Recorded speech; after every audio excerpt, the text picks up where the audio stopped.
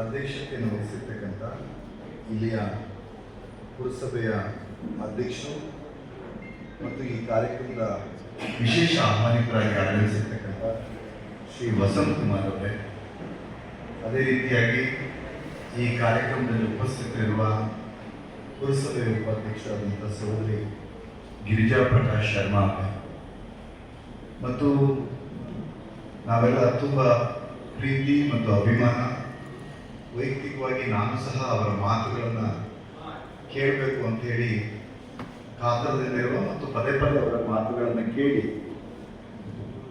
ಪ್ರೇರಣೆಯನ್ನು ಸಹ ಹೊಂದಿರುವ ನನಗೆ ಹೊಂದಲಿಕ್ಕೆ ಸಾಧ್ಯವಾಗಿರ್ತಕ್ಕಂಥ ಮತ್ತು ಇವತ್ತಿನ ವಿಶೇಷವಾದಂಥ ಪ್ರವಚನವನ್ನು ಹೊಂದಿರತಕ್ಕಂಥ ನನ್ನ ಸಹೋದರರಾದಂಥ ಶ್ರೀ ಮೊಹಮ್ಮದ್ ಕುಯಿ ಅವರೇ ಮತ್ತು ಈ ಕಾರ್ಯಕ್ರಮದ ಎಲ್ಲ ಆಯೋಜಕರೇ, ವಿಶೇಷವಾಗಿ ಪ್ರಜಾಪಿತ ಬ್ರಹ್ಮಕುಮಾರಿ ಸಮಾಜದ ಎಲ್ಲ ಮಾತೆಯರು, ಸಹೋದರರು ಈಗ ಉಪಸ್ಥಿತರಿದ್ದೀರಿ. ನಿಮ್ಮನ್ನು ನಾನು ಗಮನಿಸಿದೆ. ಯಾಕೆ ಅಂತಂದರೆ ಪ್ರಜಾಪಿತ ಬ್ರಹ್ಮಕುಮಾರಿ ಸಮಾಜದ ಚಿಂತನೆಯೂ ಒಂದೇ, ಅದು ಶಾಂತಿ, ಸೌಹಾರ್ದತೆ, ಸಮಾನತೆ. ನಾವು ಜಗತ್ತಿನಲ್ಲಿ 1,24,000 ಜನ ಪ್ರವಾದಿಗಳು ದೇವದೂತರಾಗಿ ಬಂದು ಮನುಕುಲದ ಏಳಿಗೆಗಾಗಿ ಶ್ರಮಿಸಿದ್ದಾರೆ ಅಂತ ನಾವೆಲ್ಲ ನಂಬಿಕೊಂಡು ಬಂದಿದ್ದೇವೆ. ಅದರಲ್ಲಿ ಕೊನೆಯ ಪ್ರವಾದಿಗಳಾಗಿ ಅವತರಿಸಿದವರು ಪ್ರವಾದಿ ಮೊಹಮ್ಮದ್ ಅವರು ಅಂತ ಹೇಳಿ ಇಡೀ ಮನುಕುಲ ನಂಬಿಕೊಂಡು ಬಂದಿದೆ. ತುಂಬ ಸಂದರ್ಭದಲ್ಲಿ ಭಾರತದ ನೆಲದಲ್ಲಿ ನಿಂತು ಮಾತಾಡುವಾಗ ನನಗನ್ಸುತ್ತೆ ಈ ರೀತಿಯಾದಂತಹ ಒಂದು ಕಾರ್ಯಕ್ರಮಗಳು ಪ್ರಸ್ತುತ ಸಂದರ್ಭದಲ್ಲಿ ಇನ್ನಷ್ಟು ಅವಶ್ಯಕತೆ ಇದೆ ಅಂತ ನನಗೆ ಅನಿಸುತ್ತೆ. ಯಾಕೆ ಅಂತಂದ್ರೆ ಸಂತ ಮಹಾಂತರ ವಿಚಾರಗಳನ್ನ ನಮ್ಮ ಧರ್ಮದ ನೆಲೆಯ ಆಚರಣೆಯ ನೆಲೆಯಲ್ಲಿ ನಿಂತು ಅದನ್ನ ಆಧರಿಸುವ ಮತ್ತು ವಿರೋಧಿಸುವ ಒಂದು ವಿಷಮ ಪರಿಸ್ಥಿತಿಯಲ್ಲಿ ಜಗತ್ತು ಬಂದು ನಿಂತಿದೆ. ಇಸ್ಲಾಂ ಅಂತಂದ ಕೂಡಲೇ ಕನ್ನಡದ ನೆಲದಲ್ಲಿ ನಿಂತ ನಮಗೆ ಅದು ಪರಕೀಯ ಶಬ್ದ. ಅದು ನಮಗೆ ಅರ್ಥ ಗೊತ್ತಾಗದ ಕಾರಣ ಇಸ್ಲಾಂ ಅದೊಂದು ಪರಕೀಯವಾಗಿ ನೋಡ್ತೇವೆ. ಇಸ್ಲಾಮಿನ ಅರ್ಥವನ್ನು ನಾವು ಗ್ರಹಿಸ್ಕೊಂಡ ಮೇಲೆ ನಮಗನ್ಸುತ್ತೆ ಇಸ್ಲಾಮಿನ ಅರ್ಥ ಅಂತಂದ್ರೆ ಅದು ಶಾಂತಿ, ಸಮಾನತೆ, ಸಹಬಾಳ್ವೆ. Very simple. ಇಸ್ಲಾಂ ಬೇರೆ ಏನನ್ನು ಹೇಳಲಿಲ್ಲ. ನಾನು ಹಾಗಾಗಿ ಮೊಹಮ್ಮದ್ ಕುಯಿ ಅಂತಹ ಚಿಂತಕರು ಇವರನ್ನೆಲ್ಲ ನಾನು ಯಾವಾಗಲೂ ಪ್ರಾರ್ಥಿಸ್ತಾ ಇರ್ತೀನಿ, ಮಾತಾಡ್ತಾ ಇರ್ತೀನಿ. ಆ ಭಾಷೆಯ ಬಳಕೆ ದೇಶೀಯವಾಗಬೇಕು, ಭಾಷೆಯ ಬಳಕೆ ದೇಶೀಯವಾಗಬೇಕು. ತಮಿಳುನಾಡಿನಲ್ಲಿ ತಮಿಳಾಗಬೇಕು, ಕರ್ನಾಟಕದಲ್ಲಿ ಕನ್ನಡವಾಗಬೇಕು, ಮಹಾರಾಷ್ಟ್ರದಲ್ಲಿ ಮರಾಠಿ. ಯಾಕೆ ಅಂತಂದ್ರೆ ಕುರಾನಿನ ಉಪಾಸಕರಾಗಿ ನಮ್ಮ ನಡುವೆ ಕುರಾನಿನ ದೇವಿಗಳನ್ನು ಬಿತ್ತಿದವರು ಕೊನೆಯ ಪ್ರವಾದಿಗಳಾಗಿ ಮೊಹಮ್ಮದ್ ಅವರು. ಅವರೆಂದೂ ಸಹಿತ ಯುದ್ಧವನ್ನು ಸಾರಿದವರಲ್ಲ. ಯುದ್ಧದ ಅನಿವಾರ್ಯ ಸಂದರ್ಭದಲ್ಲೂ ಸಹಿತ ಕ್ಷಮೆಯೇ ನಮ್ಮ ಕರ್ತವ್ಯ ಆಗಬೇಕು ಅನ್ನುವಂಥ ಸಂದೇಶವನ್ನು ಕೊಟ್ಟಂತಹ ಶ್ರೇಷ್ಠ ಸಂತರಲ್ಲಿ ಪ್ರವಾದಿ ಮೊಹಮ್ಮದ್ ಅವರು ಒಬ್ಬರು ಅನ್ನುವಂಥದ್ದನ್ನು ಅರ್ಥ. ನಾನು ಘಟನೆಯನ್ನು ಹೇಳುವಾಗ ಯಹೂದಿ ಹೆಣ್ಮಗಳವರು ಯುದ್ಧವೊಂದರಲ್ಲಿ ತನ್ನ ತಂದೆ ತಾಯಿಯನ್ನು ಕಳ್ಕೊಂಡಿರ್ತಾರೆ. ಪ್ರವಾದಿ ಮತ್ತು ಅವರ ಅನುಚರರಿಗೆ ಊಟವನ್ನು ಬಡಿಸೋ ಸಂದರ್ಭದಲ್ಲಿ ಆಕೆ ತಯಾರು ಮಾಡಿದ ಖಾದ್ಯಕ್ಕೆ ವಿಷವನ್ನು ಬೆರೆಸಿರ್ತಾರೆ. ತನ್ನ ತಂದೆ ತಾಯಿಯ ಸಾವಿಗೆ ಪ್ರವಾದಿಯವರ ಪ್ರವಚನ ಕಾರಣ, ಅನುಚರಗಳ ಕಾರಣ, ಇಸ್ಲಾಂ ಕಾರಣ ಅನ್ನುವಂಥ ಪೂರ್ವಭಾವನೆಯನ್ನು ಹೊಂದಿದ ಕಾರಣಕ್ಕಾಗಿ ಈ ಪ್ರವಾದಿ ಮತ್ತು ಅವರ ಅನುಚರರು ಸಾಯಬೇಕು, ಅದಕ್ಕೆ ಅವರನ್ನು ಕೊಲ್ಲಿಕ್ಕೆ ನಾನು ಪ್ರಯತ್ನ ಪಡಬೇಕು, ಆ ಕಾರಣಕ್ಕಾಗಿ ಖಾದ್ಯದಲ್ಲಿ ವಿಷವನ್ನು ಬೆರೆಸಿರ್ತಾರೆ. ಪ್ರವಾದಿಯವರಿಗೆ ಅದನ್ನು ಬಳಸಿದ ಕೂಡಲೇ ಪ್ರವಾದಿಯವರಿಗೆ ಗೊತ್ತಾಗತ್ತೆ ಈ ಖಾದ್ಯದಲ್ಲಿ ವಿಷ ಇದೆ, ಮನುಷ್ಯ ರೂಪದಲ್ಲಿ ಬಂದಿರತಕ್ಕಂಥ ನನಗೆ ಈ ಖಾದ್ಯ ತಿಂದರೆ ಸಾವು ಸಂಭವಿಸುತ್ತೆ ಅಂತ ಅರ್ಥವಾಗ್ತದೆ. ಅರ್ಥವಾದ ಕೂಡಲೇ ಆ ಖಾದ್ಯವನ್ನು ನಿರಾಕರಿಸ್ತಾರೆ. ಪ್ರವಾದಿಯವರ ಅನುಚರರು ಆಕೆಯನ್ನು ವಿಚಾರಿಸ್ತಾರೆ. ಆಗ ಅವ್ರು ಹೇಳ್ತಾರೆ, ನನ್ನ ತಂದೆ ತಾಯಿಯರು ಯಹೂದಿ ಮತಾವಲಂಬಿಗಳಾಗಿದ್ದರು, ಅವರು ನಿಮ್ಮ ಅನುಚರರ ಕಾರಣ ಯುದ್ಧದಲ್ಲಿ ಮೃತರಾಗಿದ್ದಾರೆ. ನೀನು ಪ್ರವಾದಿಯಾಗಿದ್ದರೆ ನಿನಗೆ ಗೊತ್ತಾಗಬೇಕು, ರಾಜನಾಗಿದ್ದರೆ ನೀನು ಸತ್ತೋಗಬೇಕು, ಅದಕ್ಕಾಗಿ ನಾನು ಈ ಖಾದ್ಯವನ್ನು ಬಡಿಸಿದೆ. ಆದರೆ ನೀನು ಪ್ರವಾದಿ ಅನ್ನೋದು ನನಗೆ ಅರ್ಥ ಆಯ್ತು, ಈಗ ನಿನಗೆ ಆ ವಿಷಯ ನಾನು ಇಕ್ಕಿರೋದು ಗೊತ್ತಾಯ್ತು ಅಂತ ಹೇಳ್ತಾರೆ. ಹೇಳಿದ ಮರುಕ್ಷಣವೇ ಪ್ರವಾದಿಯವರು ಒಂದೇ ನಿಲುವು ಅನುಚರರಿಗೆ ಹೇಳ್ತಾರೆ, ಆಕೆ ತನ್ನ ತಪ್ಪನ್ನು ಒಪ್ಪಿಕೊಂಡು ಪಶ್ಚಾತ್ತಾಪವನ್ನು ಪಟ್ಟಿದ್ದಾಳೆ, ಆಕೆಯನ್ನು ಕ್ಷಮಿಸಿ. ಅವರ ಅನುಚರರಲ್ಲಿ ಬರದೊಡ್ಡ ಗೊಂದಲ ಸ್ಟಾರ್ಟ್ ಆಗ್ತದೆ. ಅರೆ, ಕೊಲ್ಲೋಕೆ ಬಂದಿರತಕ್ಕಂಥ ವಿಷಯಕ್ಕಿದ ಈ ಹೆಣ್ಣನ್ನು ಕ್ಷಮಿಸೋದೇ ಅಂತ. ಆಗ ಪ್ರವಾದಿಯವರು, ನಾವು ಕರ್ನಾಟಕದಲ್ಲಿ ಮಾತಾಡ್ತಾ ಇದ್ದೀವಲ್ಲ ಬಸವಣ್ಣನ ವಚನಗಳನ್ನ, ಕ್ಷಮೆಯೇ ದಯೆಯೇ ಧರ್ಮದ ಮೂಲವಯ್ಯ. ಸೊ ನಾನು ಯಾವಾಗಲೂ ಮಾತಾಡ್ತಾ ಹೇಳ್ತಿರ್ತೀನಿ, ಉಪನಿಷತ್ತಿನೊಳಗೊಂದು ಕುರಾನ್ ಇದೆ, ಕುರಾನಿನೊಳಗೊಂದು ಉಪನಿಷತ್ತಿದೆ, ಇವೆರಡರೊಳಗೊಂದು ಬೈಬಲ್ ಇದೆ. ಎಲ್ಲ ಧರ್ಮಗಳ ಸಾರವು ಸಹಿತ ಮನುಷ್ಯ ಕುಲದ ಉದ್ಧಾರವೇ ಹೊರತು ಯಾರು ಮನುಷ್ಯ ಕುಲದ ನಾಶದ ಬಗ್ಗೆ ಮಾತಾಡಿಲ್ಲ ಅನ್ನುವಂಥದ್ದನ್ನು ಸ್ಪಷ್ಟಪಡಿಸ್ಬೇಕು. ನಾನು ದೇಶೀಯವಾಗಬೇಕು ಅಂತ ಹೇಳಿದ್ರು. ಹೇಗೆ ದೇಶೀಯವಾಗಬೇಕು? ಜಿಹಾದ್ ಶಬ್ದ ಇವತ್ತು ಬಳಸ್ತಿರೋದು ಯಾವ ರೀತಿಯಲ್ಲಿ? ಜಿಹಾದ್ ಶಬ್ದವನ್ನು ನಾವು ದೇಶೀಯವಾಗಿ ಅರ್ಥ ಮಾಡಿಕೊಳ್ಳಲಾಗದ ನಾನು ಆ ಭಾಷೆ ಶಬ್ದದ ಕಾರಣಕ್ಕಾಗಿ ಪರಕೀಯವಾಗಿರ್ತಕ್ಕಂಥ ಶಬ್ದವನ್ನ ಕುರಾನು ಮತ್ತು ಪ್ರವಚನಕಾರರ ಮಾತಿನಲ್ಲಿ ಇದ್ದಂತಹ ಜಿಹಾದ್ ಅರ್ಥವನ್ನ ಸಂಪೂರ್ಣವಾಗಿ ನಾವು ತಿರುಚಿ ಕುಕೃತ್ಯಗಳನ್ನು ನಡೆಸುವವರಿಗೆ ಜಿಹಾದಿನ ಪವಿತ್ರ ಶಬ್ದವನ್ನು ಆರೋಪಿಸಿ ನಾವು ಮಾತಾಡ್ತಕ್ಕಂಥ ಒಂದು ದುರ್ದಶೆಯಲ್ಲಿ ನಾವು ಬಂದಿದ್ದೇವೆ. ನನ್ನ ಜಕಾತ್ ಬಗ್ಗೆ ನಿಮ್ಮೆದುರುಗಡೆ ನಾನು ಮಾತನ್ನು ಹೇಳ್ಬೇಕು. ಜಕಾತನ್ನು ಸಂಗ್ರಹಿಸಲಿಕ್ಕೆ ದೂತರನ್ನ ಬಿಟ್ಟಿರ್ತಾರೆ. ದೂತರು ಹೋಗಿ ಜಕಾತನ್ನು ಸಂಗ್ರಹಿಸ್ತಾರೆ. ಅಧ್ಯಕ್ಷರೇ, ಒಬ್ಬ ಒಂಟೆ ಕುರಿಗಳನ್ನ ಮೇಕೆಗಳನ್ನು ಸಾಕೊಂಡಿರ್ತಾನೆ. ಇವರು ಅನುಚರರು ಹೋದವರು ಒಂದು ಪುಟ್ಟು ಒಂಟೆ ಮರಿಯನ್ನು ಕೊಡಪ್ಪ ಅಂತ ಹೇಳ್ತಾರೆ. ಅವನು ಹೇಳ್ತಾನೆ, ಇಲ್ಲ ಇಲ್ಲ, ನೀವು ಪುಟ್ಟು ಒಂಟೆ ಮರಿ ತಗೊಂಡೋಗಿ ಏನ್ ಮಾಡ್ತೀರಿ ನಿಮ್ಮ ಧರ್ಮ ಕಾರ್ಯಕ್ಕೆ?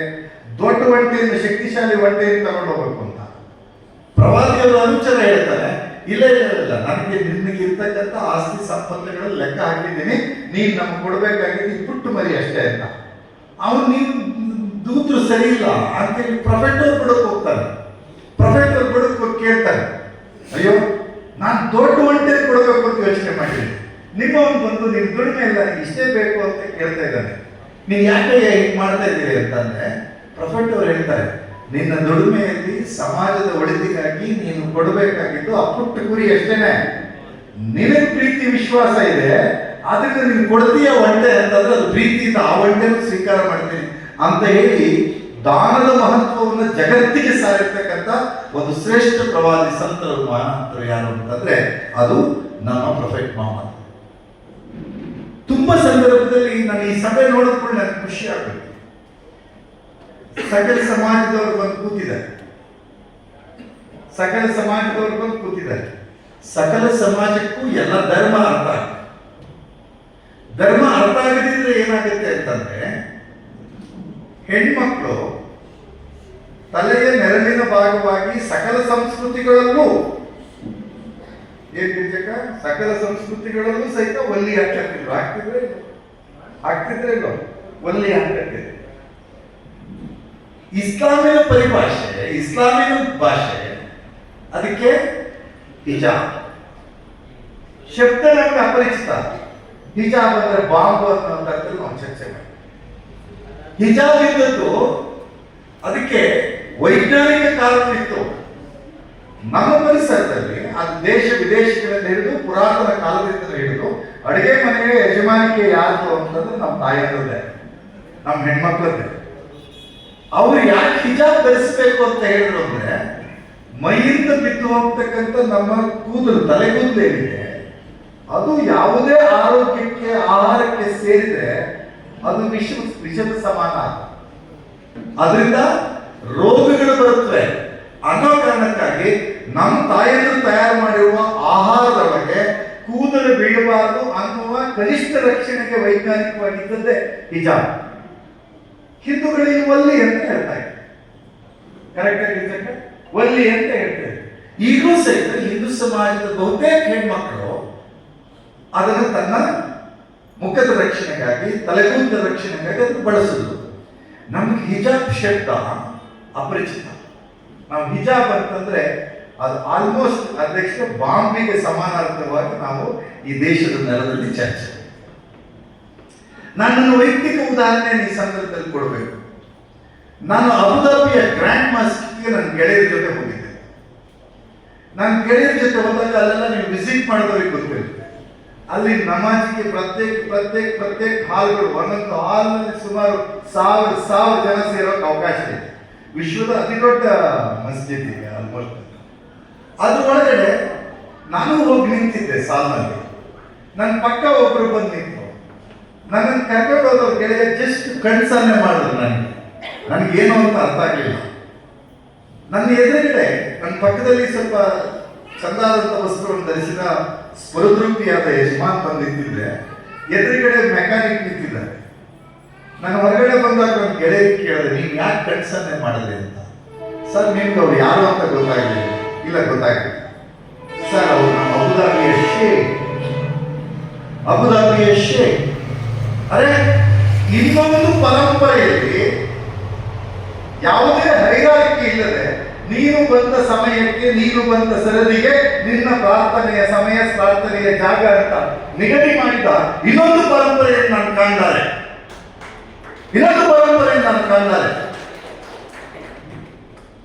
VIP ಸಾಲಿಟ್ಟಿದ್ದೀವಿ. 10,000 ಸ್ಪೆಷಲ್ ದರ್ಶನ, 5,000 ಅರ್ಧ ದರ್ಶನ. ಇದು ಚರ್ಚೆ ಆಗ್ಬೇಕು. ಧರ್ಮದ ಸಂಭಾಷಣೆ ಅಂದ್ರೆ ಕೊಟ್ಟು ತಗೋಬೇಕು. ನಮ್ಮಲ್ಲಿರೋ ಒಳ್ಳೆ ಹಿಂಗಿದೆ ತಗೋಬೇಕು, ನಿಮ್ಮಲ್ಲಿರೋ ಒಳ್ಳೆ ರೀತಿ ಇದೆ ನಾವು ಒಪ್ಕೋಬೇಕು. ಆ ಪ್ರೀತಿ ಇದ್ರೆ ಮಾತ್ರ ಸೌಹಾರ್ದತೆ. ಇಡೀ ಇಸ್ಲಾಂ ಸಾರಿದ್ದು, ಇಡೀ ಕುರಾನ್ ಸಾರಿದ್ದು, ಇಡೀ ಕುರಾನ್ ನಿಂತಿರೋದು 2 ತತ್ವದ ಮೇಲೆ. ಒಂದು ಮಮತೆ, ಮತ್ತೊಂದು ಸಮತೆ. ಮತ್ತೊಂದು ಸಮತೆ. ಇದರ ಹೊರತಾಗಿ ಇನ್ನೊಂದು ಚಿಂತನೆಯನ್ನ ಇಸ್ಲಾಂ ಕೊಟ್ಟಿಲ್ಲ ಅನ್ನುವಂಥದ್ದನ್ನ ಪ್ರಾಂತ್ಯ ಮನಸ್ಸಿನಿಂದ ನಾವು ಒಪ್ಕೊಳ್ಳಿಕ್ಕೆ ಎಲ್ಲರೂ ತಯಾರಾಗಬೇಕು. ರಾಜನಿಗೆ ನಿರ್ದೇಶನವನ್ನು ಕೊಟ್ಟಿರ್ತಕ್ಕಂಥ ಒಂದು ಧರ್ಮ ಇದೆ. ನಿನ್ನ ಸೇವಕ ಇರಲಿ, ನಿನ್ನ ಉದ್ಯೋಗ ಇರಲಿ, ಅವನ ಬೆವರು ಆರುವ ಒಳಗೆ, ಅವನ ಬೆವರು ಘನೀಕರಿಸುವುದರ ಒಳಗೆ ಅವನ ದುಡಿಮೆಯ ಬಾಬತನ್ನ ಪೇಮೆಂಟ್ ಮಾಡಬೇಕು ಎನ್ನುವಂತ ಅರ್ಥವೀತಿಯನ್ನು ಜಗತ್ತಿಗೆ ಏನಾದರೂ ಕೊಟ್ಟಿದ್ರೆ ಅದು ನಮಗೆ ಕುರಾನ್, ಅದು ನಮಗೆ ಪ್ರೊಫೆಟ್ ಮೊಹಮ್ಮದ್ ಅವರ ಸಂದೇಶ ಅಂತ ನಾನು ಈ ಸಂದರ್ಭದಲ್ಲಿ ಗಟ್ಟಿಯಾಗಿ ಹೇಳ್ಬೇಕು. ಇದು ಅರ್ಥನೀತಿ, ಧರ್ಮದಲ್ಲಿ ಹೇಳಿರ್ತಕ್ಕಂಥ ಅರ್ಥನೀತಿ. ನಾನು ಯಾವ ಸಂದರ್ಭದಲ್ಲಿ ಮಾತನಾಡಿದಾಗಲೂ ಸಹಿತ ಕೆಲವರು ಹೇಳ್ತಾರೆ ಇಸ್ಲಾಂ ಅಂದ್ರೆ ಅಗ್ರೆಸಿವ್, ಇಸ್ಲಾಂ ಅಂದ್ರೆ ಭಯೋತ್ಪಾದನೆ, ಇಸ್ಲಾಂ ಅಂದ್ರೆ ಮತೀಯವಾದ. ಅಲ್ರಿ, ಪ್ರೊಫೆಟ್ ಅವರು ನಮಾಜಿ ಕೂತಿರೋ ಸಂದರ್ಭದಲ್ಲಿ ಮಿಡ್ಲ್ ಈಸ್ಟ್ ಅಲ್ಲಿ ನಮ್ಮ ತರೀಕೆಯ ಚೇಳು ಇದ್ದಂಗಲ್ಲ, ಮಿಡ್ಲ್ ಈಸ್ಟ್ ಅಲ್ಲಿ ಚೇಳು ಇದೆಯಲ್ಲ, ಕಾಳಿಗೆ ಸರ್ಪ ಕಚ್ಚದಂಗೆ. ಮಿಡ್ಲ್ ಈಸ್ಟ್ ಚೇಳು ಕಚ್ಚಿಬಿಟ್ರೆ ಮನುಷ್ಯ ಬರ್ತಾನೆ. ಪ್ರವಾದಿಯವರು ಕುಳಿತು ಒಂದು ಚೇಳು ಹರಿದು ಬರುತ್ತೆ. ಪ್ರವಾದಿಯವರು ಧ್ಯಾನಸ್ಥರಾಗ್ತಕ್ಕಂಥ ಹೊತ್ತು ಅವರ ಅನುಚರ ಚೇಳು ಹರಿದೋಗೋದು ನೋಡಿ ಪ್ರವಾದಿಯವರು ಎಬ್ಬಿಸ್ತಾರೆ. ವಿಷ್ಕಾರಿಯ ಚೇಳು ತಾವು ಬಳುಕು ಬಂದಿದೆ ಅಂತ ಪ್ರವಾದಿಯವರು ಅತಿ ಜಾಗರೂಕತೆಯಿಂದ ಚೇಳನ್ನ ಹಿಡಿದು ಅದನ್ನು ಸುರಕ್ಷಿತವಾದ ಜಾಗಕ್ಕೆ ಬಿಡ್ತಾರೆ. ಅವನು ಕೇಳ್ತಾರೆ, ಏನ್ ಪ್ರವಾದಿಗಳು ಸ್ವಾಮಿ ನೀವೇನ್ ನಮ್ಮ ಮಾರ್ಗದರ್ಶಕರು?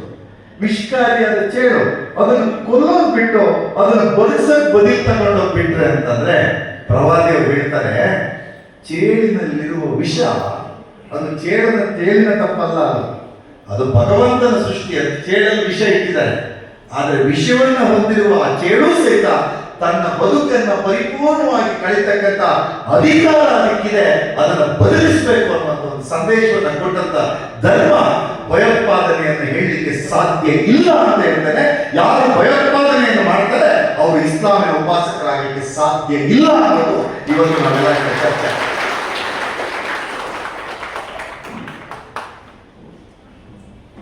ಆದ್ದರಿಂದ ಧರ್ಮದ ಸಾರ ಸರ್ವಸ್ವವನ್ನು ಅರ್ಥ ಮಾಡ್ಕೊಂಡೆ ಒಂದು ಧರ್ಮ ಗ್ರಂಥವನ್ನು ಟೀಕೆ ಮಾಡೋದು, ಒಬ್ಬ ಪ್ರವಾದಿಯವರನ್ನು ಟೀಕೆ ಮಾಡೋದು, ಇದು ಈ ಹೊತ್ತಿನ ಕೆಲಸ ಆಗಬಾರ್ದು. ನಾವು ಅದರ ಪ್ರಾಂಜಲ ಮನಸ್ಸಿನಿಂದ ಅಧ್ಯಯನ ಮಾಡಿ. ನಾನು ಮೊನ್ನೆ ಪ್ರಸನ್ನ ಶೆಟ್ಟಿ ಒಂದು ಪುಸ್ತಕ ಓದ್ತಾ ಇದ್ದೆ. 1957ನೇ ಇಸ್ವಿಲಿ ನಮ್ಮ ಮಹಮ್ಮದ್ ಕೊಡ್ತೀನಿ ಸರ್, ಒಂದು ಪುಸ್ತಕವನ್ನು ತರ್ತಾರೆ ನಮ್ಮ ಮೈಸೂರು ಯೂನಿವರ್ಸಿಟಿಯವರು. ಆ ಪುಸ್ತಕಕ್ಕೆ ರಾಷ್ಟ್ರಕವಿ ಕುವೆಂಪುರವರು ಮುನ್ನುಡಿಯನ್ನು ಬರ್ತಾರೆ. ಇಸ್ಲಾಂ ಧರ್ಮದ ಬಗ್ಗೆ ಪುಸ್ತಕ, ಅದನ್ನು ಕನ್ನಡಕ್ಕೆ ತಂದವರು ನಾವು ಕನ್ನಡದ ಶ್ರೇಷ್ಠ ಸಾಹಿತಿ BM ಶ್ರೀಕಂಠಯ್ಯ. ಆ ಪುಸ್ತಕಕ್ಕೆ ಮುನ್ನುಡಿಯನ್ನು ಬರೆದವರು ಕನ್ನಡದ ಮೊದಲ ಜ್ಞಾನಪೀಠವನ್ನು ಪಡೆದಂತ ಕವಿ ಕುವೆಂಪುರವರು. ಆ ಮುನ್ನುಡಿಯಲ್ಲಿ ಹೇಳ್ತಾರೆ, ಭಾರತದಲ್ಲಿ ಇಸ್ಲಾಂ ಬಂದು ತಳವೂರಿದ್ದು ಅದು ಬಿತ್ತಿದ ಮಮತೆ, ಪ್ರೀತಿ, ಸಮತೆ ಇದರ ಕಾರಣದಿಂದನೇ ಹೊರತು ಯುದ್ಧಗಳಿಂದ ಅದು ಬಿತ್ತಿದ್ದಲ್ಲ. ಯುದ್ಧದಿಂದ ಬಿತ್ತಿದ್ದು ಹೌದು ಅಂತಾಗಿದ್ದರೆ ಆ ಧರ್ಮ ಇಲ್ಲಿ ಉಳಿಯುತ್ತಿರಲಿಲ್ಲ. ಯುದ್ಧದ ಮೂಲಕವೇ ಒಂದು ಧರ್ಮ ಪ್ರಸಾರವಾಗಿದೆ, ಅದು ಧರ್ಮ ಆಗಲಿಕ್ಕೆ ಸಾಧ್ಯವೇ ಇಲ್ಲ. ಅದನ್ನ ಜನ ಇಲ್ಲಿಯವರು ಒಪ್ಪಿಕೊಂಡಿದ್ದು ಅದು ಕೊಟ್ಟಂತ ಸಮಾನದ ತತ್ವದ ಆಧಾರದ ಮೇಲೆ ಭಾರತದಲ್ಲೂ ಸಹಿತ ಅದು ನೆಲೆಗೊಳ್ಳಿತು ಅನ್ನುವ ವಿಚಾರವನ್ನ ಕರ್ನಾಟಕದ ಮೊದಲ ಜ್ಞಾನಪೀಠ ಪಡೆದ ಕವಿ ಕುವೆಂಪುರವರು ತನ್ನ ಮುನ್ನುಡಿಯಲ್ಲಿ ಬರೀತಾರೆ. ಕುವೆಂಪು ಅರಿತುಕೊಂಡ ಕುರಾನಿನ ಸಂದೇಶ ಏನು, ಪ್ರೊಫೆಟ್ ಮೊಹಮ್ಮದ್ ಅವರ ಸಂದೇಶ ಏನು ಅಂತಂದ್ರೆ ಅದು ಮಮತಾ ತತ್ವ ಮತ್ತು ಸಮತಾ ತತ್ವ. ಕುವೆಂಪು ತನ್ನ ಈ ಸಾಹಿತ್ಯದಲ್ಲಿ ಪ್ರತಿಪಾದಿಸಿದ ತತ್ವಗಳೇ ಸಮತಾವಾದ ಮತ್ತು ಮಮತಾವಾದ. ಆ ಸಮತಾವಾದ ಮತ್ತು ಮಮತಾವಾದ ಅನ್ನೋದು ಇಸ್ಲಾಂನೊಳಗಿದೆ, ಪ್ರವಾದಿಯವರ ಉಪನ್ಯಾಸದಲ್ಲಿ ಇದೆ, ಕುರಾನ್ನಲ್ಲಿದೆ ಅನ್ನೋ ಕಾರಣಕ್ಕಾಗಿ ಈ ಮಾತನ್ನ ಆ ಪುಸ್ತಕದಲ್ಲಿ ಮುನ್ನುಡಿ ರೂಪದಲ್ಲಿ ಬರೆದಿದ್ದಾರೆ ಅನ್ನೋದನ್ನು ನಾವು ಗ್ರಹಿಸ್ಕೊಳ್ಬೇಕು. ನಾವು ಇವತ್ತು ಬ್ಯಾರಿಯರ್ ಆಗ್ಬಿಟ್ಟಿದ್ದೀವಿ. ಧರ್ಮ ನಮ್ಮೆಲ್ಲರನ್ನ ಜೋಡಿಸ್ತಕ್ಕಂಥ ಸೇತುವೆ ಆಗ್ಬೇಕಿತ್ತು. ಅಯ್ಯೋ, ನಿಮ್ ಈದಿನ ಮೆರವಣಿಗೆಗೆ ನಾವು ನಿಂತು ನೋಡೋದು, ನಮ್ಮ ಗಣೇಶೋತ್ಸವದ ಮೆರವಣಿಗೆಗೆ ನೀವು ನಿಂತು ಕೈ ಬೀಸೋದು, ಇದು ನಮ್ಮ ಸಂಸ್ಕೃತಿ ಆಗ್ಬೇಕಿತ್ತು. ಈಗ ನಿಮ್ಮ ಮೆರವಣಿಗೆಗೆ ನಾವು ಕಲ್ಲು ಹೊಡೆಯೋದು, ನಮ್ಮ ಮೆರವಣಿಗೆಗೆ ನೀವು ಕಲ್ಲು ಹೊಡೆಯೋದು. ನೆನ್ಪಿಟ್ಕೊಳ್ಳಿ, ನಾವು ಈ ಹೊತ್ತಲ್ಲಿ ನಾವು ನಿರ್ಧಾರ ಮಾಡಬೇಕು. ಧರ್ಮದ ದಾರಿ ಎಂದರೆ ಕಲ್ಲೆಸೆಯುವುದಲ್ಲ, ಕಲ್ಲರಳಿ ಹೂವಾಗಿಸುವುದೇ ಧರ್ಮ. ಅದೇ ಕುರಾನ್, ಅದೇ ಉಪನಿಷತ್ ಅನ್ನುವಂಥದ್ದನ್ನು ನಾವು ಗಟ್ಟಿಯಾಗಿದ್ದಾರೆ. ಕೊಲ್ಲಲು ಬಂದವರಿಗೆ ಕ್ಷಮೆ ನೀಡಿತು, ವಿಷಪೂರಿತ ಪ್ರಾಣಿಗೆ ಬದುಕುವ ಹಕ್ಕನ್ನು ಕೊಟ್ಟಿತ್ತು. ಗುಡ್ಡಕ್ಕೆ ಇದನ್ನು ಯಾಕೆ ಪುಟ್ಟು ಉದಾಹರಣೆ ಅಂತ ಆಗುತ್ತೆ. ಗುಡ್ಡಕ್ಕೆ ಬೆಂಕಿ ಬೀಳುತ್ತೆ, ಗುಡ್ಡಕ್ಕೆ ಬೆಂಕಿ ಬೀಳಿದಾಗ ಪ್ರವಾದಿಗಳು ಶಿಷ್ಯರ ಜೊತೆ ಹೋಗ್ತಾ ಇರ್ತಾರೆ, ಇರುವೆಯ ಗುಂಪನ್ನು ನೋಡ್ತಾರೆ, ಆ ಇರುವೆಗಳ ಬದುಕಬೇಕು, ಗುಡ್ಡದ ಬೆಂಕಿಯನ್ನು ಆರಿಸು ಅಂತ ಹೇಳಿ ಶಿಷ್ಯನಿಗೆ ಸಂದೇಶವನ್ನು ಕೊಡ್ತಾರೆ. ಇರುವೆ ಅನ್ನುವ ಯಕಶ್ಚಿತ್ತಾದಂತ ಪುಟ್ಟದಾದಂತ ಒಂದು ಕೀಟದ ರಕ್ಷಣೆಗಾಗಿ ಒಬ್ಬ ಮಹಾನ್ ಪ್ರವಾದಿ ಸಂಕಲ್ಪವನ್ನ ಮಾಡ್ತಾರೆ. ಅಂದ್ರೆ ಮನುಕುಲದ ಒಳಿತಿಗಾಗಿಯೇ ಯೋಚನೆ ಮಾಡಿದ ಹೊರತು ಮನುಕುಲದ ವಿನಾಶಕ್ಕಾಗಿ ಯಾವ ಸಂದೇಶವನ್ನು ಪ್ರೊಫೆಟ್ ಅವರು ಕೊಟ್ಟಿಲ್ಲ ಅನ್ನುವಂಥದ್ದನ್ನ ಗಟ್ಟಿಯಾಗಿ ಎಲ್ಲರೂ ಹೇಳಬೇಕಾದ ತುರ್ತು ಇವತ್ತು ಇದೆ. ಭಾರತದ ನೆಲ ಇದು. ನಾನು ಯಾವಾಗಲೂ ಹೇಳ್ತೀನಿ, ಒಬ್ಬ ಗಾಂಧಿ ರಾಮನೂ ಹೌದು, ಒಬ್ಬ ಗಾಂಧಿ ಪರ್ಫೆಕ್ಟ್ ವಿಚಾರ ಹೊಂದ್ಕೊಂಡವರು ಹೌದು, ಒಬ್ಬ ಗಾಂಧಿ ಯೇಸು ಕ್ರಿಸ್ತನ ಸಂದೇಶ ತಂದವರು ಹೌದು ಅಲ್ರಿ. ಕೊಲ್ಲಲು ಬಂದ ಹೆಣ್ಮಗಳನ್ನ ಕ್ಷಮಿಸಿರ್ತಕ್ಕಂಥ ಸಂಸ್ಕೃತಿ ಪ್ರೊಫೆಟ್ ಅವರ ಜೀವನದಲ್ಲಿದೆ. ತನ್ನನ್ನು ಕೊಲ್ಲಬೇಕು ಅಂತ ಹೇಳಿ ಮಳೆ ಹೊಡೆದು ನಿಲ್ಲಿಸಿದವ್ರ ಬಗ್ಗೆ ಅವ್ರು ಏನ್ ತಪ್ಪು ಮಾಡ್ತಿದ್ದಾರೆ ಅಂತ ಅವ್ರಿಗೆ ಅರಿವಾಗಿಲ್ಲ, ಅವ್ರನ್ನ ಕ್ಷಮಿಸು ಅಂತ ಹೇಳಿದ್ರಲ್ಲಿ ಕ್ರಿಸ್ತನ ಸಂದೇಶದಲ್ಲಿದೆ. ಭಾರತದಲ್ಲಿ ನಮ್ಮ ನಡುವೆ, ನಮ್ಮ ಅಜ್ಜ ಅಜ್ಜಿ ತಂದೆ ತಾಯಿ ನಡುವೆ ಬದುಕಿದ್ದ ಮಹಾತ್ಮ ಗಾಂಧಿಯೇ ತನ್ನೊಳಗೊಬ್ಬ ಪ್ರೊಫೆಟ್ ಮೊಹಮ್ಮದ್ ಅವರನ್ನ, ತನ್ನೊಳಗೊಬ್ಬ ಯೇಸು ಕ್ರಿಸ್ತ ಸಂದೇಶವನ್ನು ಸಾರಿಸ್ತಾರೆ.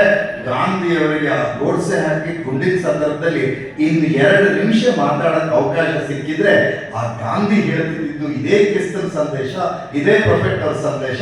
ಅದೇನು ಅಂದ್ರೆ, ನನ್ನ ಕೊಲ್ಲಲು ಬಂದವರಿಗೆ ಏನು ತಪ್ಪು ಮಾಡ್ತಿದ್ದೀರಿ ಅಂತ ಗೊತ್ತಿಲ್ಲ, ಅವ್ರನ್ನ ಕ್ಷಮಿಸ್ಬಿಡಿ ನನ್ನ ಸಂದೇಶನೇ ಗಾಂಧಿನೂ ಕೊಡ್ತಾ ಇದ್ರು. ಹಾಗಾಗಿ ಗಾಂಧಿಯ ಸಂದೇಶ ವ್ಯಕ್ತಿತ್ವದೊಳಗೆ ರಾಮ ಇದ್ದಾರೆ, ಅಲ್ಲೊಬ್ಬರು ಪ್ರೊಫೆಟ್ ಮೊಹಮ್ಮದ್ ಇದ್ದಾರೆ, ಅಲ್ಲೊಬ್ಬರು ಯೇಸು ಕ್ರಿಸ್ತ ಇದ್ದಾರೆ. ನಾವು ಈ ಸಂಸ್ಕೃತಿಯನ್ನ ಅರ್ಥ ಮಾಡ್ಕೊಳ್ತಾ ಭಾರತಕ್ಕೆ ಬಂದು ಮುಸ್ಲಿಮು, ಭಾರತಕ್ಕೆ ಬಂದು ಇಸ್ಲಾಂ, ಈ ದೇಶಕ್ಕೆ ಹೊಸ ಆರ್ಕಿಟೆಕ್ಚರ್ ತಂದುಕೊಡ್ತು, ಈ ದೇಶದ ಸಾಹಿತ್ಯಕ್ಕೆ ಹೊಸ ಪರಿಭಾಷೆ ತಂದುಕೊಡ್ತು, ಈ ದೇಶಕ್ಕೆ ಹೊಸ ಆಹಾರ ಪದ್ಧತಿಯನ್ನು ಪರಿಚಯಿಸಿದೆ, ಈ ದೇಶಕ್ಕೆ ಹೊಸ ಆರ್ಥಿಕ ನೀತಿ ತಂದುಕೊಡ್ತು. ನಾವು ನಂಬ್ಕೊಂಡಿದ್ದೀವಿ ಚಿಕ್ಕಮಗಳೂರು ಜಿಲ್ಲೆ ಭಾರತ ಇವತ್ತು ಕಾಫಿ ಹಬ್ ಏನಾದ್ರು ಆಗಿದ್ರೆ ಅರೇಬಿಯಾದಿಂದ ಬಂದು ಬಾಬಾ ಬುಡನ್ ತಂದ 5 ಕಾಫಿ ಬೀಜ ಕಾರಣ ಅನ್ನೋದನ್ನ ನಾವು ನಂಬ್ಕೊಂಡು ಇವತ್ತು ವೈಜ್ಞಾನಿಕವಾಗಿ ಸತ್ಯ ಇಟ್ಕೊಂಡಿದ್ದೀವಿ. ನಮ್ಮ ಆರ್ಥಿಕ ನೀತಿಗೆ ಕೊಡುಕೊಳ್ಳುವಿಕೆಯ ಸಂಬಂಧ 2 ಧರ್ಮಗಳ ಕಾರಣಕ್ಕಾಗಿ ಈ ರೀತಿ ಇದೆ ಅನ್ನುವಂಥ ಸತ್ಯವನ್ನ ಜಗತ್ತಿನ ಎದುರುಗಡೆ ಎಲ್ಲ ಹೇಳ್ಬೇಕು. ಸ್ನೇಹಿತರೆ, ನಾನು ಇನ್ನೂ ಜಾಸ್ತಿ ಹೊತ್ತು ಮಾತಾಡೋದು ಒಂದು ಉದಾಹರಣೆ ಕೊಡ್ತೀನಿ. ಅದು ಕಾಶ್ಮೀರದ ಲಲ್ಲೇಶ್ವರಿ. ನಾನು ಎಲ್ಲ ಕಡೆ ಉದಾಹರಣೆ ಹೇಳಿ ಹೇಳ್ತೀನಿ. ಕಾಶ್ಮೀರದೊಳಗೆ ಲಲ್ಲೇಶ್ವರಿ ಅಂತ ಹೆಣ್ಮಗಳು ಹೇಗೆ ಕರ್ನಾಟಕದಲ್ಲಿ ಅಕ್ಕಮಹಾದೇವಿಯವರು ಬರ್ತಾರೆ, ಅದೇ ಕಾಲಮಾನದಲ್ಲಿ ಕಾಶ್ಮೀರದಲ್ಲಿ ಬರ್ತಾರೆ. ಆಕೆ ಹುಟ್ಟಿದ್ದು ಹಿಂದೂ ಕುಟುಂಬದಲ್ಲಿ, ದೇವಸ್ಥಾನದ ಅರ್ಚಕರಾಗಿದ್ದಂಥ ಬ್ರಾಹ್ಮಣ ಕುಟುಂಬದಲ್ಲಿ.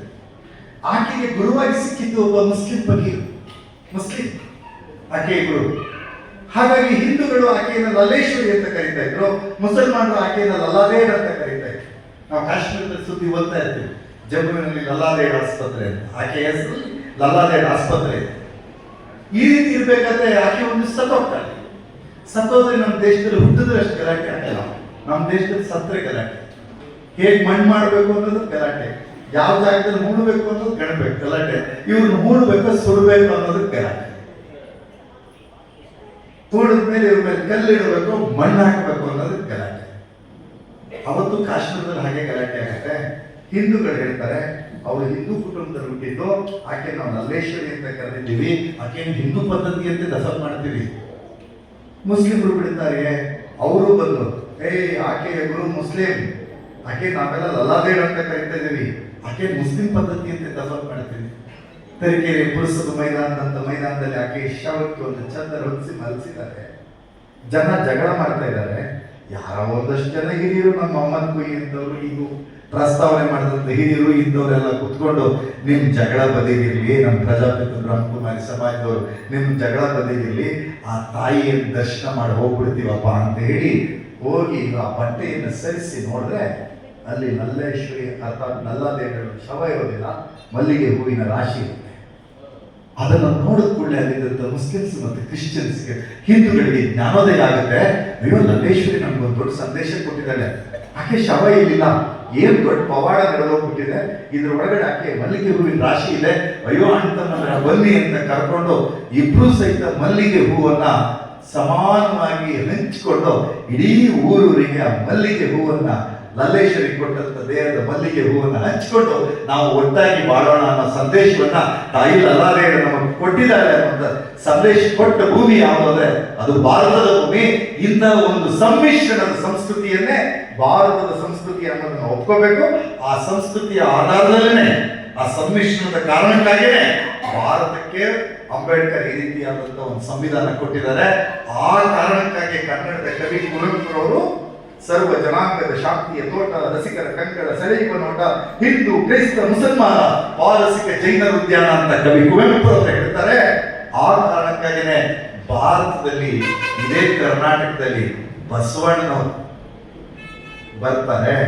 ಕಲಬೇಡ, ಕೊಲಬೇಡ, ಹುಸಿಯ ನುಡಿಯಲು ಬೇಡ, ತನ್ನ ಬಣ್ಣಿಸಬೇಡ, ಇದಿರ ಹಣಿಯಲು ಬೇಡ, ಇದೇ ಅಂತರಂಗ ಶುದ್ಧಿ, ಇದೇ ಬಹಿರಂಗ ಶುದ್ಧಿ ಅಂತ ಹೇಳ್ತಾರೆ. ಇದೇ ಸಂದೇಶ ಕುರಾನಲ್ಲಿದೆ, ಪ್ರೊಫೆಟ್ ಅವರ ಬದುಕಿನಲ್ಲಿದೆ. ನಾವು ಅರ್ಥ ಮಾಡ್ಕೊಳ್ಳೋ ಭಾಷೆ ವ್ಯತ್ಯಾಸ ಆಗಿದೆ, ನಾವು ತಪ್ಪಾಗಿ ಅರ್ಥ ಮಾಡ್ಕೊಳ್ತಿದ್ದೀವಿ. ಅವ್ರು ಪ್ರೇಯರ್ ಮಾಡ್ತಾ ಇದ್ರೆ ನಮ್ಗೆ ಅರ್ಥ ಆಗ್ತಾ ಇಲ್ಲ. ಬೆಂಗಳೂರಿನ ನನ್ನ ಆಫೀಸಿನ ಲೇಟೆಸ್ಟ್ ಘಟನೆ ಹೇಳಿ ನನ್ನ ಮಾತು ಮುಗಿಸ್ತೀನಿ. ನನ್ನ ಆಫೀಸಿಗೆ ಒಬ್ಬ ಮುಸ್ಲಿಂ ಸಮುದಾಯದಿಂದ ಬಂದಂಥ ಒಬ್ಬ ಗೆಳೆಯ ವಕೀಲ್ ನಾಯಕ್ ಬಂದಿದ್ದಾರೆ, ಕಿರಿಯ ವಕೀಲ್ ನಾಯಕ್. ಆಗ ಮೊನ್ನೆ ಹಬ್ಬದ ದಿನ ಈದ್ ಮಿಲಾದ್, ನಾನು ಹೇಳಿದೆ ಅನಿವಾರ್ಯ ಇದೆ ಇವತ್ತು ನೀವು ಆಫೀಸಿಗೆ ಬರಬೇಕು ಅಂತಂದೆ. ಸರ್ ಒಂದು ಅರ್ಧ ಗಂಟೆ ಲೇಟಾಗಿ ಆಫೀಸಿಗೆ ಬರ್ತೀನಿ ಅಂದರು. ಆಫೀಸಿಗೆ ಬಂದು ನಾನು ಆತನ ಆಫೀಸಲ್ಲಿ ಕೂರಿಸಿ ಹೊರಗೆಲ್ಲ ಹೋದೆ. ಅವನ ಆಫೀಸಲ್ಲಿ ಪ್ರಾರ್ಥನೆ ಮಾಡ್ಕೊಂಡಿದ್ದಾನೆ ಅವನ ಸಮಯಕ್ಕೆ ಸರಿಯಾಗಿ. ನನ್ನ ಗೆಳೆಯ ಒಬ್ಬ ನೋಡ್ಬಿಟ್ಟಿದ್ದಾನೆ. ನೋಡಿ, ಅಯ್ಯೋ ಸುಧೀರ್, ನಿಮ್ಮ ಆಫೀಸಲ್ಲಿ ಅವ್ನು ನಮಾಜ್ ಮಾಡ್ತಾ ಇದ್ದಾನೆ. ನಮಾಜ್ ಅಂದರೆ ನಮ್ಮ ಕನ್ನಡದಲ್ಲಿ ನಾವು ಬಳಸೋ ಪ್ರಾರ್ಥನೆನೇ ಅವ್ರು ನಮಾಜ್ ಕಣಪ್ಪ. ಶಬ್ದ ಬೇರೆ ಏನಿಲ್ಲ. ದೇವರನ್ನ ಆಗ್ರಹಿಸೋದು ಎಷ್ಟು ಅಂದ್ರೆ ಲೋಕಕ್ಕೆ ಶಾಂತಿ ಕೊಡು, ನನಗೆ ಶಾಂತಿ ಕೊಡು ಅಂತ ಅಷ್ಟೇ. ನಾವು ಲೋಕ ಸಮಸ್ತೋ ಭವಂತು ಸುಖಿನೋ ಭವಂತು ಅಂತ ಸಂಸ್ಕೃತದಲ್ಲಿ ಹೇಳ್ತೀವಿ. ಅವ್ರು ಅರೇಬಿಕ್ ಭಾಷೆಯಲ್ಲಿ ಹೇಳ್ತಾರೆ. ದೇವರಿಗೆ ಎಲ್ಲಾ ಭಾಷೆನೂ ಒಂದೇ, ಒಟ್ಟಾಗಿರ್ತೀವಿ ಬಿಡು, ನೋ ಪ್ರಾಬ್ಲಮ್. ಅವನ ಪ್ರಾರ್ಥನೆನೂ ನಮ್ಮ ಆಫೀಸಿಗೆ ಒಳ್ಳೇದು ಮಾಡುತ್ತೆ, ಜಗತ್ತಿಗೆ ಒಳ್ಳೇದು ಮಾಡುತ್ತೆ. ನಮ್ಮ ಪ್ರಾರ್ಥನೆನೂ ಜಗತ್ತಿಗೆ ಒಳ್ಳೇದು ಮಾಡುತ್ತೆ. ನಾವೀಗ ಅರ್ಥ ಮಾಡ್ಕೊಳ್ಬೇಕಾಗಿದ್ದು ಭಾವಗಳ ಅಷ್ಟೇ. ನಾನು ನೀನು ಮನುಷ್ಯರು ಎನ್ನುವಂತ ಒಂದು ಮಮತೆಯನ್ನು ಅರ್ಥ ಮಾಡಿಕೊಂಡ್ರೆ ಯಾವ ಭಿನ್ನತೆಗಳು ನಮ್ಮ ಎದುರುಗಡೆ ಸೃಷ್ಟಿಯಾಗಕ್ಕೆ ಸಾಧ್ಯ ಇಲ್ಲ. ನಾನು ಈಗಲೂ ಹೇಳ್ತೇನೆ, ಜಮಾತ್ ಹಿಂದೂ ನಮ್ಮ ಮೊಹಮ್ಮದ್ ಮೇವ್ ಇಂಥ ಪುಟ್ಟು ಸಭೆಗಳಾಗಿ ಎಲ್ರಿಗೂ ಅನಿಸ್ಬೇಕು. ನಾವು ರಾಮ್ ರಾಮ್ ಜೈರಾಮ್ ಅಂದಂಗೆ ಅವರು ಪ್ರೊಫೆಟ್ ಮೊಹಮ್ಮದ್ ಅವ್ರ ಕುರಿತು ಹೇಳ್ತಾರೆ. ಅವ್ರು ಅಲ್ಲಾಹು ಅಂತಂದ್ರೆ ಸರ್ವೇಶ್ವರ ಸರ್ವಶಕ್ತ ಅಂತಾರೆ. ನಾವು ಅವನನ್ನೇ ಈಶ್ವರ ಅಂತ ಕರಿತಾ ಇದ್ದೀವಿ. ಅವ್ರು ಪರಮಾತ್ಮ ಅಂದ್ರೆ ಅದು ಅಲ್ಲಾಹನೊಳಗಿದ್ದಾನೆ. ನಮ್ಮ ಪರಮಾತ್ಮ ಅಂತಂದ್ರೆ ಶಿವನೊಳಗಿದ್ದಾನೆ. ಶಿವ ಮತ್ತು ಅಲ್ಲಾಹ್ ಒಂದೇನೆ ಅನ್ನೋ ಕಾರಣಕ್ಕಾಗಿಯೇ ಭಾರತದ ನೆಲದಲ್ಲಿ ಹುಟ್ಟಿದ ತುಳಸಿದಾಸನ ಪದ್ಯವನ್ನ ಗಾಂಧಿ ನಮ್ಮ ಎದುರುಗಡೆ ಕೊಟ್ಟು ಹೇಳಿದ್ರು. ರಘುಪತಿ ರಾಘವ ರಾಜರಾಮ್ ಈಶ್ವರ ಅಲ್ಲ ತೆರೋ ನಾಮ್ ಸಬ್ಕೋ ಸನ್ಮತಿ ದೇ ಭಗವಾನ್. ಅಷ್ಟೇ, ವೆರಿ ಸಿಂಪಲ್.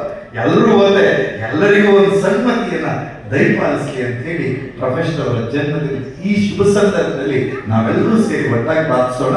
ಅಂತಹ ಒಂದು ಸದ್ಭಕ್ತಿ, ಸದ್ಭಾವ, ಒಂದು ಸಜ್ಜನರ ದಾರಿ ನಮ್ಮೆಲ್ಲರ ಪಾಲಿಗೆ ಸಿಗ್ಲಿ ಅಂತ ಹೇಳಿ ಮಾತಾಡಿ ನನ್ನ ಮಾತುಗಳನ್ನು ಮುಗಿಸ್ತೇನೆ. ಧನ್ಯವಾದ. Thank you. ಈ ಸಭೆಯನ್ನು ಉದ್ದೇಶಿಸಿ ಮಾತನಾಡಿದ ಶ್ರೀಯುತ ಸುಧೀರ್ ಕುಮಾರ್ ಮುರಳಿ ಅವರಿಗೆ ಧನ್ಯವಾದಗಳನ್ನು ಸಲ್ಲಿಸ್ತಾ, ಈ ವೇದಿಕೆಗೆ ಈ ಸಭಾಂಗಣಕ್ಕೆ ಬಂದಿರತಕ್ಕಂಥ ತರೀಕೆರೆಯ ಉಪ ವಿಭಾಗಾಧಿಕಾರಿಯಾದಂಥ